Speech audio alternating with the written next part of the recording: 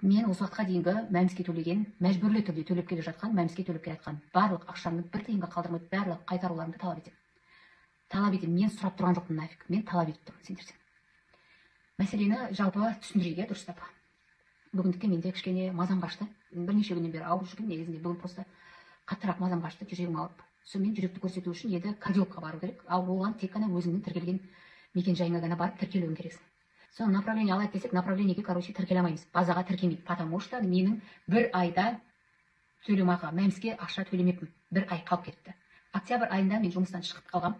Жұмыстан шыққан кезінде бір ай бойында мен үйде отырдым, сол себептен де мәмс төленбеген да енді. И сол бір айда пенсионкада мәмсте төленген жоқ негізінде.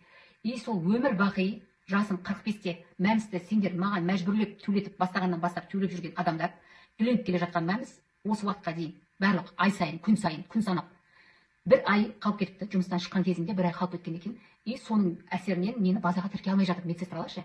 Айтып жатыр, біз сізді тіркей алмай жатырмыз. Бұдан шығатын нәрсе біреу. Сіз ақылы негізде барып көрінуіңіз керек болады. Ақшасын төлеп көрінсе болады екен. Көрінуіңізге болады. Немесе сіз қазір мәмстің ақшасын қазір төлесеңіз, қазір ашып сізге тіркеп береміз дейді да. Менде сондағысы кардиологқа көрінуім керек, жүректі УЗИге түсіруім керек, жүректі ЭКГ-ге түсіруім керекпін. И менде сұрақ пайда болады осы жерде. Менде просто принципқа кетіп қалды ше. Мен сол жерде төлеп жіберіп баруға да болушы еді. Менде просто принцип. Мен осы уақытқа дейінгі төлеген мәмстерімнің ақшасы неге маған жұмыс істемей тұр қазір? Мен сонда қазір бір ай ғана қалып кеткен үшін мен сонда не істеуім керек? Сонда ақылы негізде өтуім керек, немесе ақшам болмаса қалғанда өле беруім керекпін ба? Мен сонда мемлекетке тек қана ақша үшін каждый раз штрафын төлеуге, мәмсін төлеуге, пенсионкамды төлеп отыруға, тағы не бар нафиг барлығын төлеп отыруға, соған ғана керекпін ба мен? И ай сайын, жыл сайын мен ол жерге барып емделіп жатқан жоқпын. Ол ақшаны құртатындай. Ол ақша қайда кетті деген сұрақ, единственный сұрақ. Ол ақша қайда кетті? Ол ай сайын мен төлеген нәрсем бәрі ауаға ұшып отырған болса, онда нафиг вы мне нужны? Онда нафиг мне этот мәмс ваш нужен?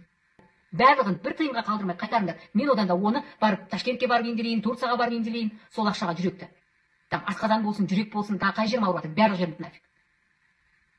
Бүйтіп қарайтын болсаңдар, онда қайтарыңдар. Маған бұндай мәмстің қажеті жоқ. Бұндай Қазақстанның да қажеті жоқ.